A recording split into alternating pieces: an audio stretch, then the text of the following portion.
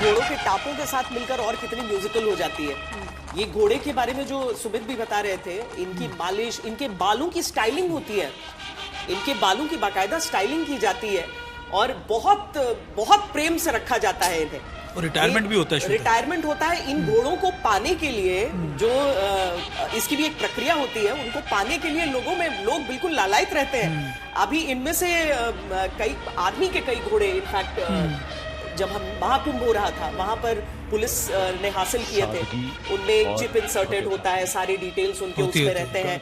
ये बहुत उच्च नस्ल के घोड़े होते हैं जो राष्ट्रपति की बग्गी को लेकर आ रहे हैं और उनके साथ साथ जो कमांडिंग ऑफिसर हैं प्रेसिडेंट बॉडीगार्ड्स के, जो 2IC हैं, वो सब दो तरफ से उनको लेकर आते हैं। खास रंग हो सकता है इनका, इनकी ऊंचाई एक जैसी होनी चाहिए, इनकी ट्रेनिंग ऐसी होती है, इनका खाना पीना ऐसा होता है, सबके नाम के पीछे का एक इतिहास होता है। और अगर कोई बहुत वीर एक अश्व रहता है इनका, तो उसके नाम पर अगली पीढ़ी के एक अश्व को जरूर नाम दिया जाता है। तो ये बहुत इंटरेस्टिंग, इनकी बहुत रोचक इनका जीवन है। अब राष्ट्रपति आ गई है, उनका स्वागत, मुझे लगता है उसके साथ राष्ट्रगान बिल की शुरुआत होगी, लेकिन उससे पहले बैंड मास्टर अनुमति भी लेंगे, बैंड शुरुआत करेंगे और ये सारे प्रोटोकॉल फॉलो करने के बाद उस पूरे कार्यक्रम का क्या कहते हैं शुरुआत की जाएगी। लेकिन महत्वपूर्ण ये भी होता है, क्योंकि आपने जैसा घोड़ों के बारे में बताया, कैवलरी के बारे में बताया कि देखिए कैसे इनके प्रोटोकॉल्स होते हैं, रिटायरमेंट तक होता है, यानी इनको सेना का अंग ही माना जाता है। और ये इसलिए भी होता है क्योंकि देखिए हर विपरीत परिस्थिति के अंदर ये हमेशा जवानों के साथ रहते हैं, उन इलाकों में रहते हैं जहां पर हमारे जवान युद्ध में हो, या फिर आप सेरेमोनियल बात भी कर लीजिए। और आपने बिल्कुल ठीक कहा कि इनके हेयर कटिंग से लेकर इनके वार्डरोब हो, इनकी तैयारी कैसे होती है, इनकी खाने पीने की सारी चीजें, मुझे लगता है श्वेता सारी चीजों के बारे में काम किया जाता है।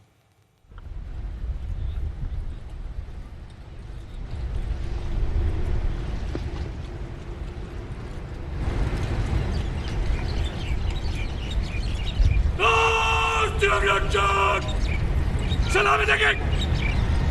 राष्ट्रीय सलूट। मदद।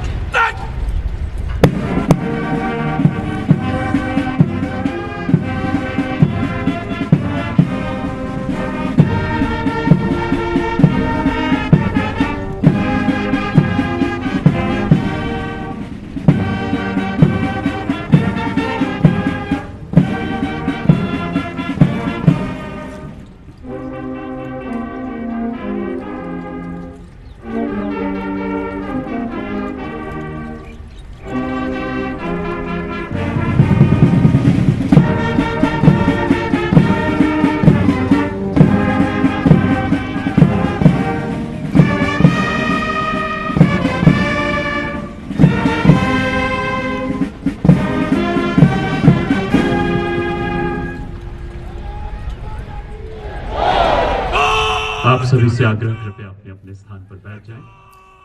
ये इसको सुनने पर, क्योंकि श्वेता आपने वहां पर भी जाकर कवर किया होगा, जिस तरह से एक अनुभूति होती है, क्योंकि आज जितने वहां पर बैठे होंगे ये दर्शक यहाँ पर पहुंचे हैं, ये अनुभूति शायद वो जीवन में कभी ना भूले, क्योंकि जो इंसान इस वक्त आज तक देख रहा होगा, टीवी स्क्रीन देख रहा होगा, वो महसूस कर पा रहा है। आप ये खत्म होने के बाद ही जो जय हिंद अंदर से आप महसूस करते हैं, वो शायद शब्दों में शायद बयान नहीं किया जा सकता है।